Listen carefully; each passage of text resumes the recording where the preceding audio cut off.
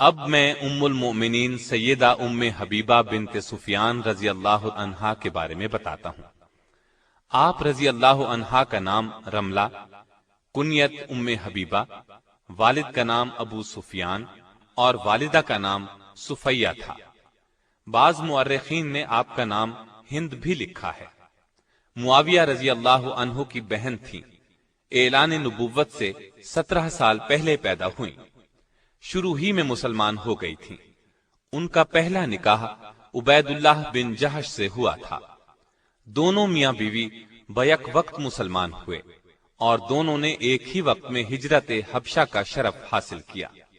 حبشہ میں ان کے ہاں ایک لڑکی پیدا ہوئی، اس کا نام حبیبہ رکھا گیا، اسی وجہ سے کنیت ام حبیبہ رکھی گئی۔ لیکن عبید اللہ بن جہش مرتد ہو گیا، اسلام چھوڑ کر عیسائی ہو گیا۔ ام حبیبہ اسلام پر قائم رہی۔ سیدہ ام حبیبہ فرماتی ہیں کہ عیسائی ہونے سے پہلے میں نے اسے ایک نہایت بری شکل میں دیکھا، میں بہت گھبرائی۔ صبح ہوئی تو پتہ چلا کہ وہ عیسائی ہو گیا ہے۔ میں نے اپنا خواب اسے سنایا کہ شاید توبہ کر لے، لیکن اس پر کوئی اثر نہ ہوا۔ شراب و کباب میں مشغول ہو گیا اور اسی حالت میں مر گیا۔ اب سیدہ حبشہ میں تنہا تھی۔ بیان فرماتی ہیں کہ چند روز بعد میں نے خواب میں دیکھا کہ کوئی شخص مجھے یا ام المؤمنین کہہ کر بلا رہا ہے۔ میں بہت گھبرائی۔ جب میری عدت ختم ہو گئی تو مجھے نجاشی کے ذریعے سے نبی صلی اللہ علیہ وسلم کا پیغام پہنچا۔ سیدہ ام حبیبہ نے آپ کا پیغام منظور کر لیا۔ آپ کے پاس یہ پیغام نجاشی نے اپنی باندی ابرہہ کے ذریعے بھیجا تھا۔ آپ رضی اللہ عنہا نے منظور کرتے ہوئے چاندی کے کنگن، پازیب اور انگوٹھیاں وغیرہ اتار کر اسے انعام میں دے دی۔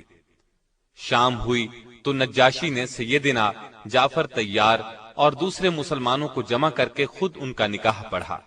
400 دینار مہر مقرر ہوا، جو اسی وقت رسول اللہ صلی اللہ علیہ وسلم کی طرف سے خالد بن سعید رضی اللہ عنہ کو دے دیے، جو کہ ام حبیبہ کی طرف سے وکیل تھے۔ اس طرح یہ نکاح ہوا۔ لوگ اٹھنے لگے تو نجاشی نے کہا، ابھی بیٹھیے، انبیاء علیہم السلام کی سنت یہ ہے کہ نکاح کے بعد ولیمہ بھی ہونا چاہیے۔ چنانچہ کھانا آیا، ولیمے سے فارغ ہو کر سب رخصت ہو گئے۔ چنانچہ سیدہ ام حبیبہ جب مدینے آئیں تو تمام حالات اور واقعات کہہ سنائے۔ آپ صلی اللہ علیہ وسلم سن کر مسکراتے رہے۔ نجاشی نے سیدہ ام حبیبہ کو شرحبیل بن حسنہ کے ساتھ آپ کی خدمت میں بھیجا تھا اور اپنی طرف سے انہیں گھریلو سامان بھی دیا تھا۔ یہ نکاح 6 ہجری کے آخر یا 7 ہجری کے شروع میں ہوا۔ اس وقت آپ رضی اللہ عنہا کی عمر 36 یا 37 سال تھی۔ ابن حیثمہ نے اپنی تاریخ میں مصعب بن عبداللہ کے حوالے سے لکھا ہے کہ رسول اللہ صلی اللہ علیہ وسلم نے ام حبیبہ سے نکاح کیا تو اس زمانے میں ان کے والد ابو سفیان مسلمان نہیں ہوئے تھے۔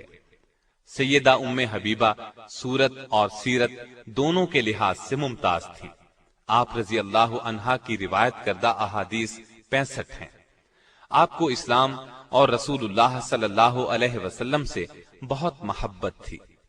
یہ اسلام سے محبت ہی تو تھی کہ ان کا شوہر عبید اللہ عیسائی ہو گیا تھا، لیکن یہ برابر اسلام پر ثابت قدم رہی، شوہر کے عیسائی ہونے اور علیحدگی کی پرواہ نہ کی۔ اسلام سے محبت کا ایک اور ثبوت بھی ملتا ہے کہ فتح مکہ سے پہلے سیدہ کے والد ابو سفیان صلح کی شرائط طے کرنے کے لیے مکے سے مدینے کی طرف روانہ ہوئے۔ آپ صلی اللہ علیہ وسلم نے صحابہ کو خبر دی کہ ابو سفیان مکے سے صلح کی مدت بڑھانے اور عہد کو مضبوط کرنے کے لیے آ رہا ہے۔ ابو سفیان اس وقت تک مسلمان نہیں ہوئے تھے۔ مدینے میں پہنچے تو اپنی بیٹی ام حبیبہ کے گھر بھی گئے تو رسول اللہ صلی اللہ علیہ وسلم کا بستر بچھا ہوا تھا۔ جب وہ بستر پر بیٹھنے لگے تو ام حبیبہ رضی اللہ عنہا نے فوراً آگے بڑھ کر بستر لپیٹ دیا۔ ابو سفیان کو بیٹی کی اس بات پر غصہ آ گیا۔ تیز لہجے میں بولے، بیٹی تو نے بستر کیوں لپیٹ دیا ہے؟ بستر کو میرے قابل نہیں سمجھا یا مجھے بستر کے قابل نہیں سمجھا؟ سیدہ نے جواب دیا، ابا جان، یہ دنیا کی مقدس ترین ہستی رسول اللہ صلی اللہ علیہ وسلم کا بستر ہے، اس پر ایک مشرک جو شرک کی نجاست سے آلودہ ہو نہیں بیٹھ سکتا۔ یہ سن کر ابو سفیان جھنجلا اٹھے اور غصے میں بولے، اللہ کی قسم تو میرے بعد بہت سی خرابیوں میں مبتلا ہو گئی ہے۔ سیدہ ام حبیبہ رضی اللہ عنہا نے جواب دیا، میں خرابیوں میں مبتلا نہیں ہوئی، اور ان کے غصے کی پرواہ نہیں کی اور کہا، میں کفر کے اندھیرے سے نکل کر اسلام کے نور ہدایت کی روشنی میں داخل ہو گئی ہوں۔ اور تعجب ہے، آپ قریش کے سردار ہو کر پتھروں کو پوجتے ہیں، جو سنتے ہیں نہ دیکھتے ہیں، کسی کا کچھ بنا سکتے ہیں نہ کچھ بگاڑ سکتے ہیں۔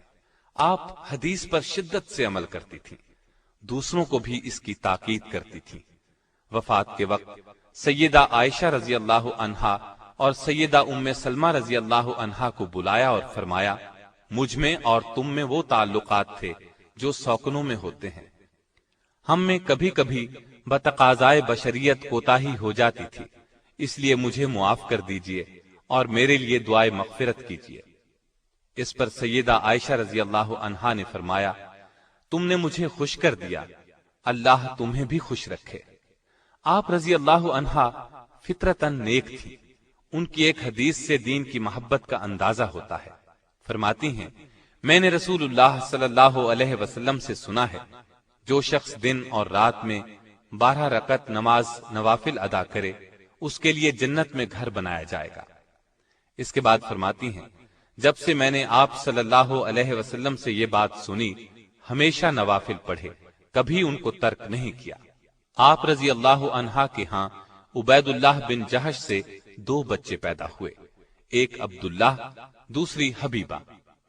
44 ہجری میں مدینے میں انتقال فرمایا۔ اس وقت ان کے بھائی سیدنا امیر معاویہ کی خلافت تھی۔ وفات کے وقت عمر 73 سال تھی۔ اللہ تعالی کی ان پر ہزارہا رحمتیں ہیں۔